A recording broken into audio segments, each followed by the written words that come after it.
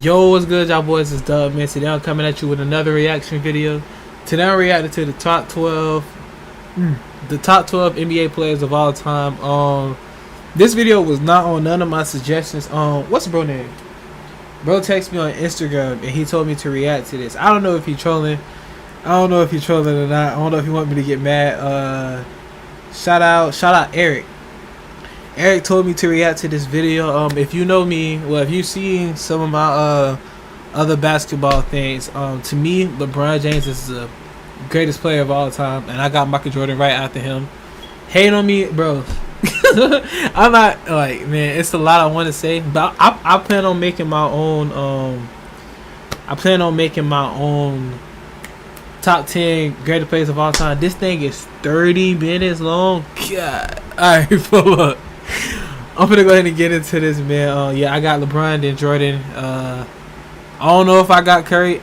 Like, people from my generation, I got Kobe in there. And with Curry, like, if he in this list, I'm on it. But if he not, like, I won't be mad. Like that's how I feel about Curry. If he in the top 10, that's good. If he not, I understand. But man, I'm ready to go ahead and get into this video, man. If you're new, don't forget to like, comment, subscribe. Don't forget to follow my Instagram at tb.dub. Yeah, man, let's go ahead and get right into it. 12 best basketball players of all time. When making this list, I focused on several categories: peak, longevity, playoff performance compared to regular season performance, level of competition, and lastly, team success. Even if you don't agree with the order of my list, I hope you can at least respect my thought process and the effort I made. Without further ado, let's get to it. Number 12, Tim Duncan. Duncan played 19 seasons and was an above-average player for 18 of them, which speaks to his incredible longevity. He also upped his game in the postseason, especially in his prime, which led to him winning 4 rings in his first 10 seasons. He was also an elite defensive anchor from the time he entered the league to the time he left it, and a good passer for a big man. What prevents Duncan from landing higher is his lack of a dominant peak. Even at his apex, he was never an overwhelming scorer, averaging over 25 points per game just once. I hate it when LeBron when it gets done, when it gets the Spurs, bro. Tim Duncan is highly slept on. Chris Bosh cannot guard that man. He averaged 20 points per game just once in his last 11 seasons. His 2003 postseason was dominant, but his 4 other title runs in 1999, 2005, 2007, and 2014 were merely just very good to great. Duncan essentially punted on the regular season over the last 6 or 7 years of his career to be fresher for the playoffs. This was smart in terms of trying to win rings, but for lists like this, it's not fair to other players who didn't have the same luxury and also had better regular season production. To put it simply, if Duncan had played the way he did from 1998 to 2007 for about 5 more years, he'd be higher. But I just can't get over his lack of production offensively compared to the other guys on this list. Number 11, Kobe Bryant. It's impossible to have a list ranking the best. I gotta see the list. I gotta see the rest of the list. 11, Kobe. 11 players in NBA history without pissing off somebody in regards to where Kobe is placed. Despite their shockingly similar career accomplishments, Kobe is, in some ways, the bizarro Tim Duncan. Kobe was brash and outspoken and played for a huge market, while Duncan was more quiet and liked being under the radar in little San Antonio. Kobe's best quality was as a scorer, whereas Duncan excelled more in the other facet. Kobe's most impressive seasons came later on in his career after a slow start, whereas Duncan was elite from day one and gracefully declined thereafter. What gave Kobe the slight edge to me over Duncan was his scoring ability. No matter what era of basketball you talk about, scoring will always be the most important part. Kobe gets overrated when people blindly bring up his 5 rings without context, and statistically, Kobe wasn't that good late in close games despite his clutch reputation. But his longevity, particularly his I can give him that. I can give him that. When they talk about clutch, yeah, because he was like, he missed a lot of game winners, or the go-ahead buckets, but at the end of the day, the ball in his hand, like, come on, like, I'm giving it to Kobe if I'm on his team.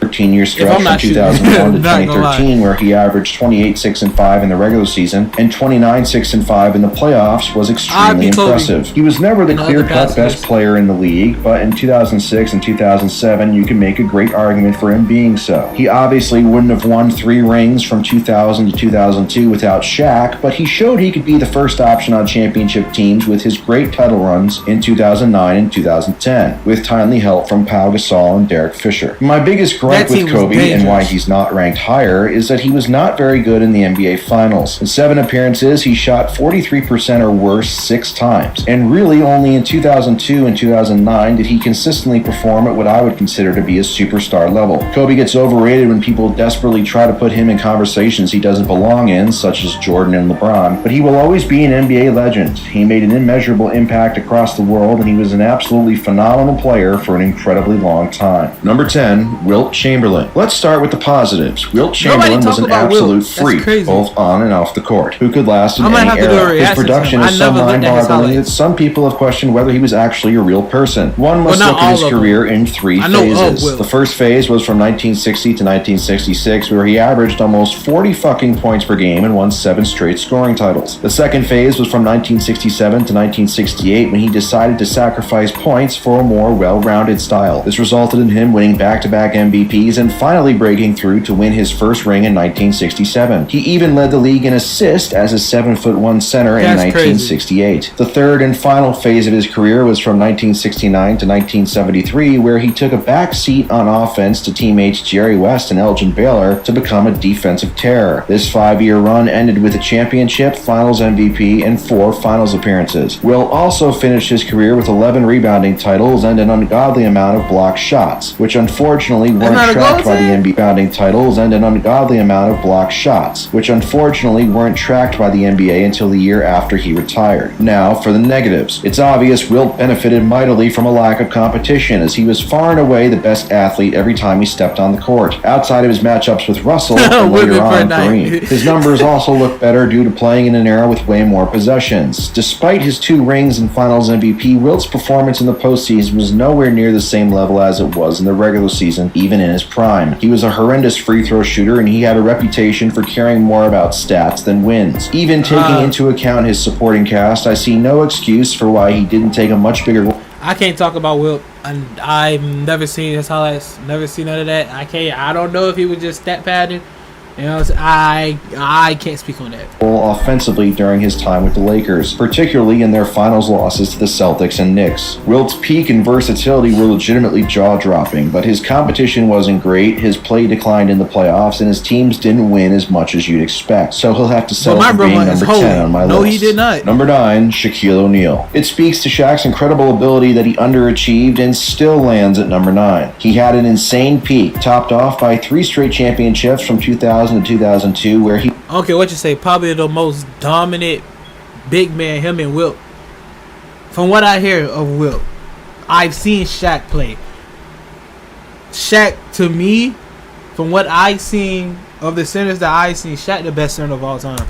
He won 3 finals MVPs, all of which are some of the most dominant finals performances ever. 38-17-2 with 3 blocks per game in 2000, 33-16-5 with 3 blocks per game in 2001, and 36-12-4 with 3 blocks per game in 2002, all on insane efficiency. His longevity also gets underrated, as he averaged at least 20 points per game in each of his first 14 seasons. He finished top 2 in MVP voting in both his 3rd and 13th season. He never finished on a losing team in 19 years. He was the best player on 2 different teams that made the finals, and the second best player on a 3rd. He led the league in field goal percentage 10 times, won 2 scoring titles, and had one of the best seasons by any player ever in 2000 when he won his only MVP award. That's right, the self-proclaimed most dominant player ever won just 1 MVP. How? Crazy. Well, Shaq might have been big in many ways, but he wasn't big on conditioning. He routinely came into seasons out of shape in his prime, and his lack of conditioning resulted in injuries that caused him to miss a substantial amount of games. For most players, this mindset would result in them flaming out of the league, but Shaq was so good he could get away with it. It's no coincidence Shaq's only MVP season came during Phil Jackson's first year as Lakers coach, in which he basically shamed Shaq into working harder than he ever had before. If Shaq had this mindset consistently through his prime, he might have won 5 to 6 MVPs and staked a legitimate claim as the best player ever. Much like Wilt, Shaq was a terrible free throw shooter, which prevented him from winning more scoring.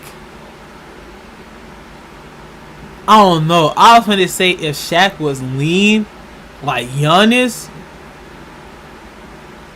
bro. If Shaq lost weight, But Shaq would have been dangerous. Oh my, bro, Shaq would have been crazy. And for all of his physical advantages, Shaq never led the league in rebounds or blocks and could be exploited by the pick and roll on defense. Shaq was also fortunate to play with tons of great wing players in his prime like Penny Hardaway, Dwayne Wade, and most notably, Kobe Bryant. But even if Shaq did underachieve, at his best he instilled more fear into opponents than maybe any player ever. I just hope he doesn't try to eat me for ranking him this low. Number 8, Larry Bird. Larry Legend is the last player to win 3 straight MVPs. His 4-year stretch from 1985 to 1988, where he averaged 28, 10, and 7 on 52, 41, 92 shooting splits, is still otherworldly. He was a complete offensive player, an elite scorer, shooter, and passer. He was also a great rebounder, and while he couldn't guard anybody one-on-one, he generated lots of blocks and steals on defense. He was feared by opponents for his clutch shooting, and he was the best player on 3 title teams. When he was in the lineup, his teams won at an exceptionally high level, 73.6% of the time to be exact. All this being said, people like to pick and choose what they remember about Bird's career. For starters, he didn't have much longevity, as he only played 10 full seasons. The bigger issue I have in regards to Bird is that his postseason career is overrated. He was exceptional in both the He only played 10 full seasons?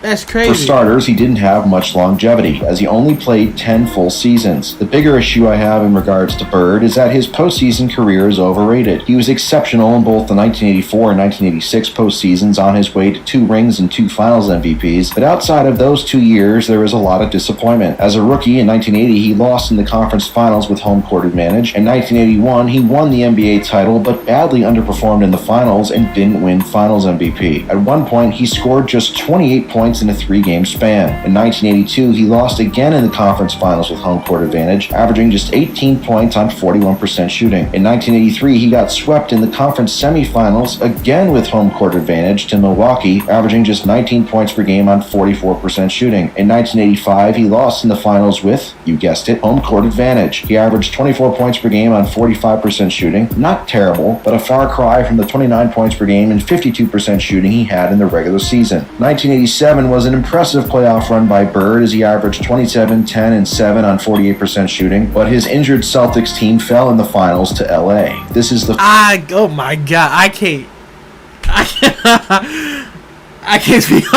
speak on. I just started watching his highlights, like really watching his highlights. Oh no, I ain't know he lost that much. First and only crazy time Bird lost a playoff series without home court advantage. Bird put up 24 points per game on 45% shooting in the series, again well below his regular season marks of 28 points and 53% shooting. In 1988, Bird flamed out badly in the conference finals against Detroit, yes, with home court advantage, putting up just 20 points per game on 35% shooting, well below the 30 points and 53% shooting he put up in the regular season. Bird missed almost the entire 1989 season, but came back strong in 1990. His Celts took a 2-0 lead on the Knicks before losing the last 3 games to go out in the first round, again with home court advantage. Bird was a shell of himself after this, as his back problems became too much. But just for the record, in 1991, his Celtics once again lost with home court advantage in the conference finals to Detroit. Bird shot just 38% in that series. For those keeping track, Bird lost a playoff series with home court advantage 7 times. His peak was as good as anybody, and he was an absolute joy to watch, but his lack of longevity and surprisingly underwhelming playoff career leave him lower on my list than one might expect. Number 7, Stephen Curry. Surprised? You shouldn't be. As somebody who I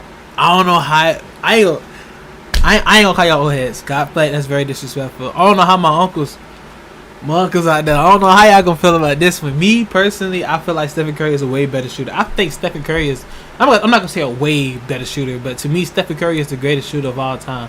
But it's way more than when it comes to being a better player. I don't know. Oh no, Curry. I don't know. Absolutely despise Steph's fans. This ranking was tough to make, but it's necessary. It's hard to believe now that Steph was once an afterthought due to ankle injuries that hampered the first 3 years of his career. He broke through in 2013 during the infant stages of the Splash Brothers era. Then in 2014, he became an All-NBA player, and when healthy since 2015, he's played at a higher level in the regular season than any other point guard ever. Not to sound too much like his groupies, but Steph's shooting ability is so incredible, teams man must changed account the for him game. at all times, sometimes sending 2 or 3 guys at him by the time he crosses half court. This is The a whole type of team impact on him. we've never seen from a perimeter player before. He's won 2 MVPs and 2 scoring titles, and his efficiency is what you'd expect from a big man that only scores off of dunks and alley-oops, not a guy who takes 10 threes per game. Now is where things get muddy. Steph has 3 rings, but the context around those 3 rings makes them much less impressive. The first came against a badly depleted Cavaliers team, and the last 2 came after his team added megastar Kevin Durant to essentially become... Wait, first of all, I just want to say, a better overall player, I got Kyrie over Stephen Curry. But what I was finna say is, I seen in the comments y'all was mad at me because I said something like, Kevin Durant doesn't deserve his ring, like on the Warriors. Like, that doesn't really count. It doesn't count. Y'all was saying, I honestly don't get how you can compare LeBron leaving a nobody team. If you can name me 3 people that was on that team that could compare to Curry, Klay Thompson, Draymond Green, if you can name me 3 people on that team that was just as good as them on the Cavaliers that gave LeBron help, I would shut up and I would never bring that up in the argument again. He went to another team that gave him help. Kevin Durant had Russell Westbrook. I forgot. He had what is that? He had Steven Adams. I think they had Ibaka, but he had help. He had help. End of the day, and then he went to a team that was 73. That was 73-9, I think, that year. Yeah, and then the Warriors beat them. The Warriors beat the OKC 3-1. Came back from 3-1 lead and beat them. You cannot compare Kevin Durant to LeBron James.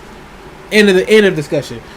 fail-proof. Then there's the matter of 2016, in which Steph, admittedly not at 100%, still badly underperformed in the finals, which led to his team blowing a 3-1 lead. Steph's relatively small physical stature also plays a role in him wearing down come playoff time, as his efficiency goes from being otherworldly to just great. Steph is still a great playoff player, but he has some truly terrible games on his resume, which has prevented him from winning a finals MVP despite playing in 5 finals. It's a shame KD had to ruin NBA history by joining Golden State, as I would have loved to have seen what Steph could have done as the undisputed league dog from 2017 to 2019. We would have a definitive answer as to whether or not Steph is the best point guard of all time. He still has time to claim that mantle if he leads Golden State to another ring and finally has a finals series where he's the undisputed best player. But as of now, I just can't put him over Magic, even though if I had the choice, I would much rather face a team with Magic on it than a team with Steph on it. Number 6, Kevin Durant. KD has the most complicated legacy of any superstar, not just in NBA history, but sports history. The choices he's made, particularly joining a 73-win team during the heart of his prime, have muddied his legacy forever. In OKC, he established himself as a superstar, but despite several deep runs in the playoffs, including a trip to the NBA Finals in 2012, KD was never able to lead them to a ring. Some of that was out of his control due to injuries, but a large part of it was due to his own inconsistency and drop-off in performance. He lost 6 playoff series with OKC, and besides the 2012 Finals versus Miami, his efficiency was nowhere close to his regular season standard. In addition to his disappointing individual performances, Durant could be strangely content with allowing teammate Russell Westbrook handle the ball late in close games. Westbrook received most of the criticism for OKC's losses, while KD escaped by mostly unharmed. That would change once he cowardly joined Golden State, Westbrook where he won 2 rings and 2 Finals MVPs. He put up absolutely insane numbers in the finals to win those awards, but on those teams he was more of a luxury than a necessity, which is insane to think about. In my opinion, his rings with Golden State are less valuable than a bag of ring pops you can see at your local CVS. Bro, thank you.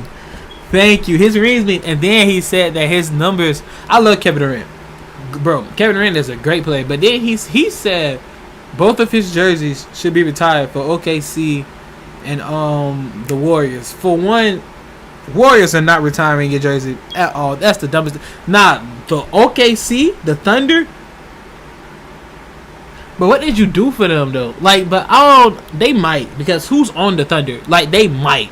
I know for a fact they're retiring Russell Westbrook number, but Oh no. Most teams, he was more of a luxury than a necessity, which is insane to think about. In my opinion, his rings with Golden State are less valuable than a bag of ring pops you can see at your local CVS. Fact. So despite all these valid and legit criticisms, why is KD 6th on my list? Because the league has never seen anybody like him. He's 7 foot tall but handles the ball like a guard. He can score from anywhere on the floor and at a high level. He can be plugged into any situation or era and score at a super efficient level. And if you ever say KD better than LeBron, scorer ever, but no player has ever had a higher floor as a scorer. The only defense you have against KD is hoping he misses and so he can get his shot off over any defender that's ever played. He's a loser beta male cuck, and he's not great as a rebounder, passer, or defender, but he is historically great and completely unstoppable at the most important facet of the sport, so I have to include him, even if it's done begrudgingly. Number 5, Magic Johnson. Magic Johnson is known today for his bland tweets and retiring prematurely due to contracting HIV. So it's easy for younger generations to forget just how amazing he was as a basketball player. Just off of accolades alone, 5 rings, 3 MVPs, Jesus, was that a child? Basketball player. Just off of accolades alone, 5 rings, 3 MVPs, 3 finals MVPs, 9 finals appearances, all-time leader in assists per game. He commands immense respect. Strictly in terms of traits, though, Magic was about as complete of an offensive player the league has ever seen. Of traits, though, Magic was about as complete of an offensive player the league has ever seen. In addition to his legendary passing ability, Magic was also an extremely capable and super efficient scorer, averaging almost 20 points per game for his career, and he showed he could handle a larger scoring volume as Kareem got older in the late 80s. He didn't have flashy handles like a Kyrie Irving, and he couldn't shoot like Steph, but he still got the job done. So why isn't he ranked higher than number 5? Well, despite being the first overall pick in 1979, he was extremely fortunate to be drafted into a great situation. He got to play alongside a prime Kareem Abdul-Jabbar from the very beginning of his career, and later on played with great talents like James Worthy. That's not to say he wouldn't have been successful if not drafted by the Lakers. As he showed in 1991, he could lead a team without great talent to the finals, but would he have had the same amount of team success overall? I don't believe so. For all of his greatness on offense, Magic was a soft defender. He racked up steals, but he couldn't guard anybody one-on-one due to his subpar lateral quickness, and he rarely blocked shots despite his massive height advantage over other point guards. His lack of a consistent jumper could also be exploited at times by defenses in the playoffs, but if you really think about it, his biggest weakness was condoms, as if he had used them, he might have played longer. That's not...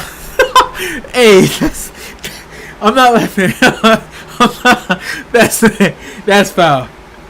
That's foul. I'm trying to stop. That's foul.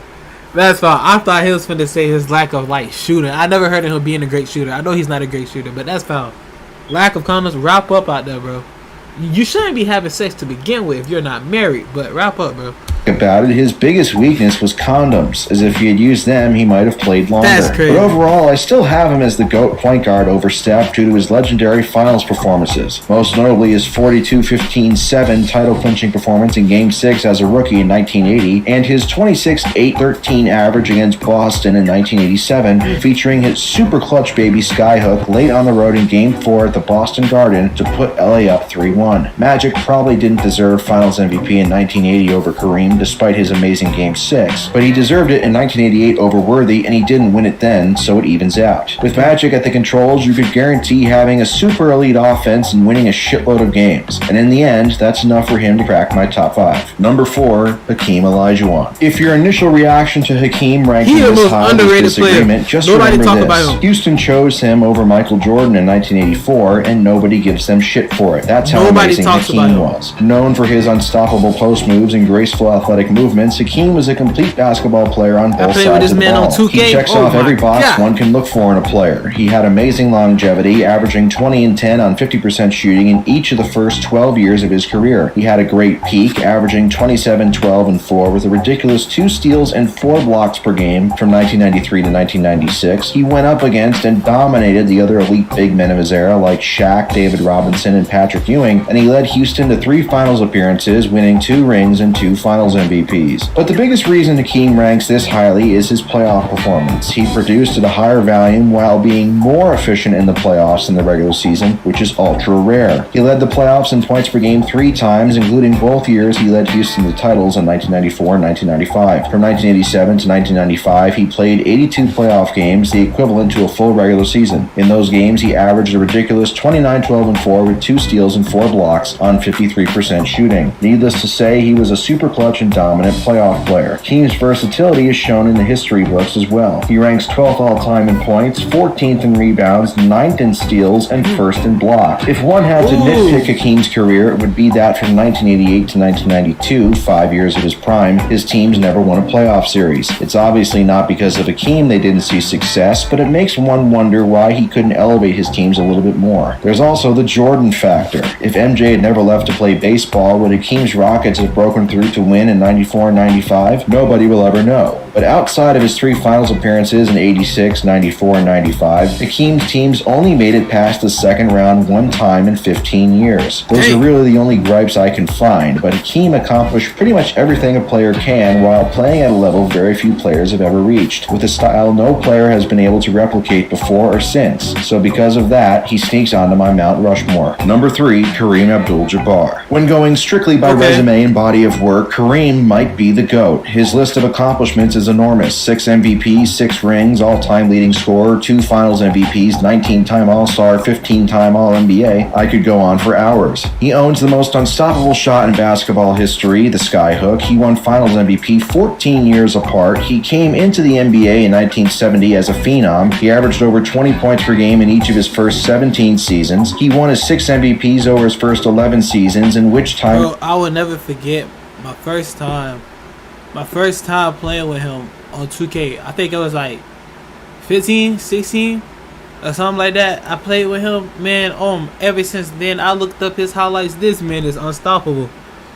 This Kareem, bro. Kareem is unstoppable. He averaged a jaw-dropping 28, 14, and 5 on 56% shooting in the regular season and 30, 16, and 4 on 54% shooting in the playoffs. From ages 35 to 38, when most former superstars are either washed or retired, Kareem averaged 22, 7, and 3 on 58% shooting in the regular season and 24, 8, and 4 on 56% shooting in the playoffs. It wasn't until he turned 40 that Kareem finally hit the wall, but even then, at age 42 in the 1989 finals against the legendary Bad Boy Pistons, he had enough left to put up 24 points and 13 rebounds on 53% shooting in Game 3. 42? Check. Longevity? Check. Playoff performance? Check. Team success? Check. Level of competition? Well, that is the big bugaboo. You see, during Kareem's peak years in the 1970s, the NBA was diluted due to rampant drug use and the ABA stealing away talent. It's also worth noting that during this time, that despite being head and shoulders above every other player, Kareem's teams only won 1 title. He was known to be a bit selfish and aloof, which could have played a role in his team's underperforming. Kareem also never really had a true rival to push him. Wilt was there in Kareem's first 4 years, but Wilt's best days were behind him. It looked like fellow UCLA alum Bill Walton might have been that guy in the mid to late 70s, but injuries sapped him from ever reaching his potential, and Kareem's best years were long gone by the time Ewing and Hakeem were at their best. There's also the biggest reason why I have Hakeem number 3 and not in the top 2. He was only the undisputed best player on 2 title teams in 1971 and 1980. In 1982 and 1985, it's a toss-up both years between him and Magic, but it's not clear-cut. In his last 2 titles in 87 and 88, he had clearly taken a back seat and let Magic run the show. Most of this is understandable given his age, but it's context that is required in these types of rankings, as not all rings are equal. Kareem was extremely fortunate to play the majority of his career with a great point guard like Oscar Robertson, albeit an older version, and Magic. From 1975 to 79, in the heart of his prime without either Oscar or Magic as a teammate, Kareem missed the playoffs twice and didn't make the finals. This gets at the bigger picture for me, as I think it's impossible for any big man to truly be the best player of all time, because they are more reliant on help than other positions. They can't initiate an offense like a guard or a wing player, and I think that's extremely vital. Nevertheless, Kareem goes down as the best big man ever to me due to his mix of peak years and ridiculous longevity, but now we get to 2 guys who are in their own tier. Number 2, Michael Jordan. If you think Hold on. But now we get to 2 guys who are in their own tier. Number 2. Oh boy, I know. Oh boy. Oh Oh, I know y'all finna hate this. Because I already know who number one. It ain't the way Wade, but I'm already know him. Oh, y'all finna hate this. Oh, what's up with... Hey, man, shout out with Eric. But, oh, my... I thought y'all was finna troll. But, okay. Michael Jordan number 2. Bro, this is not my video. I'm going to leave the original video in the description. If y'all get mad at him. I'm just reacting, bro. I've been saying for the longest that LeBron James was number 1 of all time. Michael Jordan, but I want to hear what he finna say. I said my opinions on all my other videos. Let's listen to what he got to say.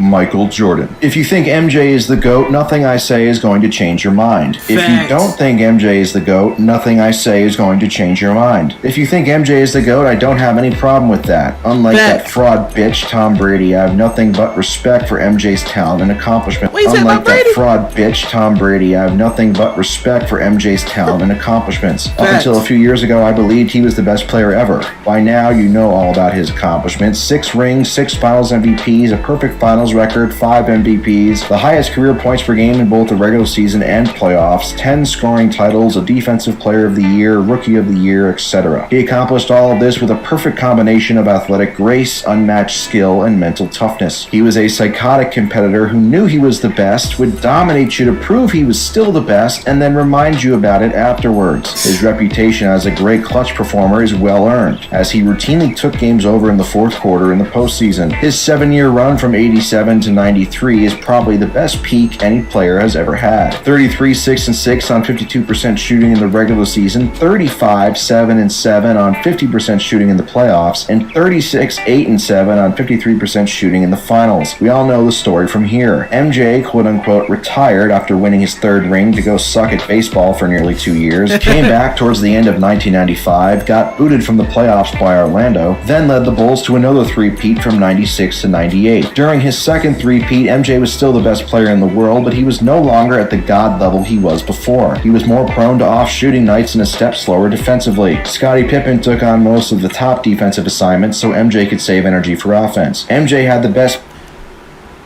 Okay. How come when LeBron does... I didn't... Because from what y'all be telling me, y'all said MJ, he took it out his way to guard the best player. LeBron does it. LeBron doesn't on some games. But the fact that not on every game he decides to not guard the best player to save his energy, it's a problem. LeBron plays no defense. But the fact that Michael Jordan did it, and y'all did not mention that in none of the... That's crazy. That's crazy. Y'all be saying LeBron fans are toxic. Michael Jordan fans, bro. Oh my god.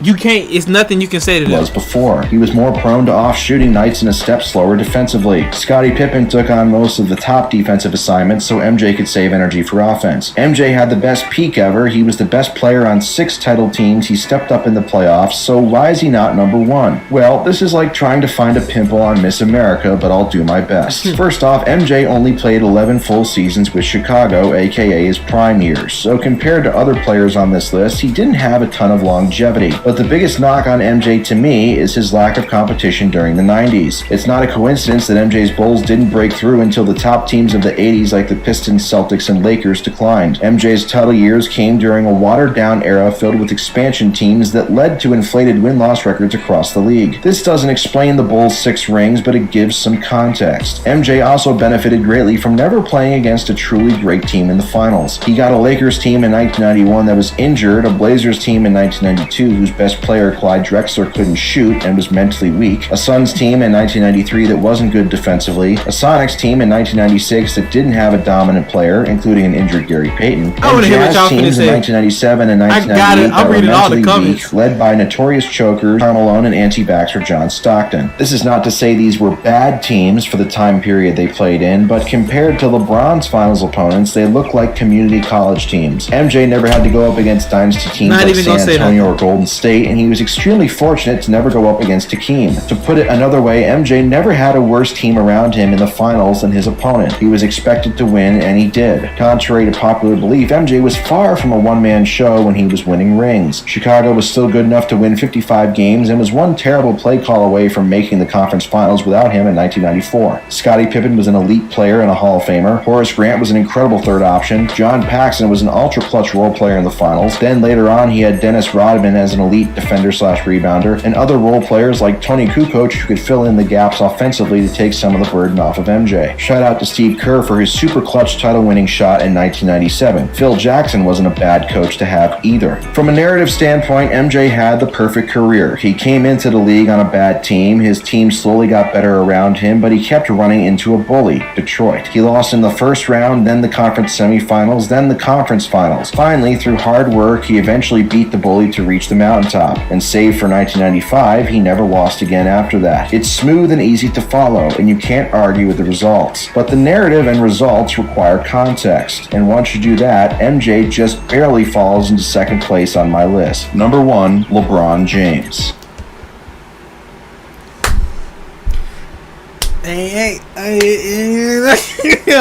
really much, but let me do this way. I know y'all hating. This is not my video, and I promise. I thought he was gonna say Michael Jordan first because I thought bro was trolling, sending me this on Instagram. But let me listen to what he got to say. The mere mention of LeBron's name evokes so many different emotions. Much like with MJ, by this point you've made up your mind about him, so there's really no point in me trying to convince you otherwise. Thanks. LeBron James is the most complete basketball player of all time. If you ask me for a general statement of why LeBron is the best ever, I would say because he has dominated the most talented era ever for a longer period of time than anybody else. We are so numb and overexposed to his greatness in the social media era that every now and then it's necessary to take a step back to realize just how insane his career has been. 4 rings, 4 Finals MVPs, 4 MVPs, 17 All-Star games, 17 All-NBA teams, the all-time leading scorer in playoff history, etc. He's averaged 20 points per game in all 18 years of his career, and he's averaged at least 25 points per game for 17 straight seasons. That's insane, and even more insane is that scoring isn't his best quality. His court vision is legendary. You know what's crazy? I'm not pausing because this video already too long. It's crazy that y'all saying now, since he's averaging 30 points per game and he's doing it at this level, it's crazy now that y'all saying that he's stat padded. Oh, he's only scoring 30 points per game because he wants to be the all-time scorer of all time. That makes no sense.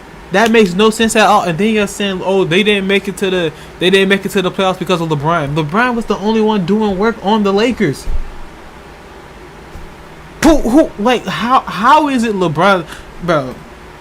And even though he averages over 7 assists per game, those numbers still underrate his ability to generate great looks for his teammates. There are people right now who have driver's licenses that weren't alive the last time LeBron didn't make an All-NBA team. The last time LeBron didn't get an MVP vote, social media wasn't even a thing. Twitter, Facebook, Instagram, and yes, even YouTube weren't around. Think about that. People use platforms that didn't even exist the last time LeBron wasn't an elite player to say he's overrated. Longevity isn't the only thing LeBron has going for him, as it's tough to even say what his peak is. Do you value the nuclear athletic LeBron from 2009, the all-around terror LeBron from 2013, the most offensively skilled version of LeBron from 2018? LeBron has had about 3 to 4 different peaks in which he was the best player in basketball. Facts. Team success, 10 finals appearances and 4 championships is sufficient. Playoff performance, 29, 9, and 7 on 54% effective field goal percentage over 266 games is good. Crazy. And 10 finals appearances, 4 Finals MVPs, and 28, 10, and 8 averages. Pretty fucking good. Competition level, more on that later. But as LeBron haters are all too eager to point out, LeBron is not without his warts. He was not good in the 2007 Finals versus San Antonio, but this is largely overlooked due to his terrible supporting cast and all the defensive attention being focused on him. He shot just 36% against the legendary Boston defense in 2008, but again, this is largely forgivable due to the same reasons as 2007, and he put up a monster 45 points in Game 7. 2007, but fell just short. He was accused of quitting versus Boston in 2010 after going up 2-1, although if certain rumors are true, more than understandable why he did so. The biggest black mark is obviously his meltdown in the 2011 finals, in which he completely choked and was a complete no-show in the fourth quarter all series long. The biggest reason you hear why LeBron can't be the GOAT is because of his 4-6 finals record, and in comparison to Jordan's 6-0 finals record, it looks like shit. This is where competition level comes into play. It is true MJ never had a series as bad as LeBron had in the 2007 and 2011 finals, but overall LeBron has had more great final series than MJ. Think about this. LeBron has 4 finals MVPs in addition to 3 final series where he averaged 36, 13, 9, 34, 12, and 10, and 34, 9, and 10. 3 of the best finals performances ever and nothing to show for them in his trophy case. Why? Because of terrible luck. In 2015, his best teammate broke his kneecap in Game 1, and in 2017 and 2018, his opponent was the KD Warriors, the most talented and unstoppable team ever. It's all. I don't care what you say. Michael Jordan wasn't beating that team.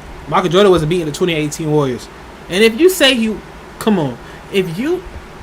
2018, his opponent was the KD Warriors, the most talented and unstoppable team ever. It's also worth noting LeBron had the misfortune of being on the wrong end of the Spurs having an unsustainably hot shooting performance in the 2014 finals. MJ never faced an opponent capable of anything like that. In his 10 finals appearances, LeBron has been favored to win just 3 times, and, at best, he's had the better roster only 4 times, whereas MJ was favored each time. It's true LeBron lost when he should have won in 2011, but he also won when he should have lost in 2016, when he had the best finals performance of all time, leading a 3-1 comeback against a 73-win team. In that series, he led each team in all 5. Look at that, man. Look at those.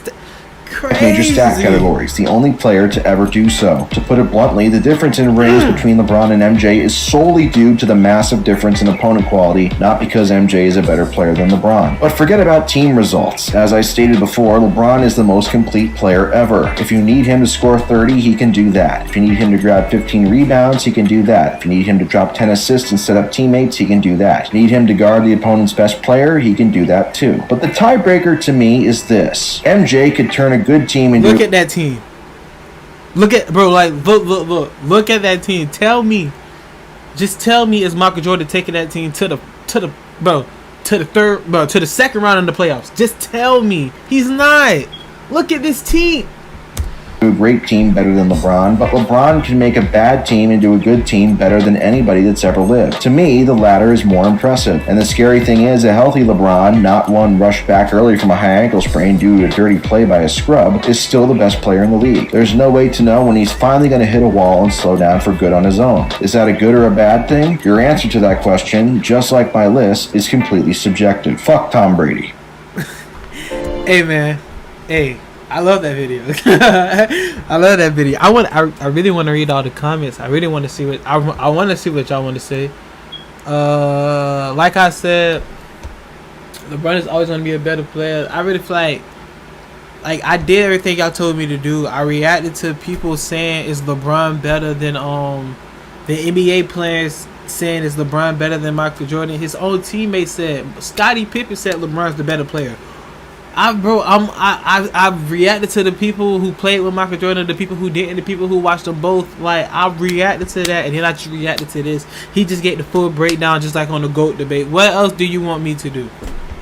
What else do you want me to do? Matter of fact, if you enjoyed the video, don't forget to like, comment, and subscribe. Let me know down below what you want me to react to next. If you have a video you want me to react to, why you think Michael Jordan is better, send it to me on my Instagram, and I got you. I'm gonna react to it. I got you. Yeah, man, like I said, don't forget to like, comment, and subscribe, man. And I'm out.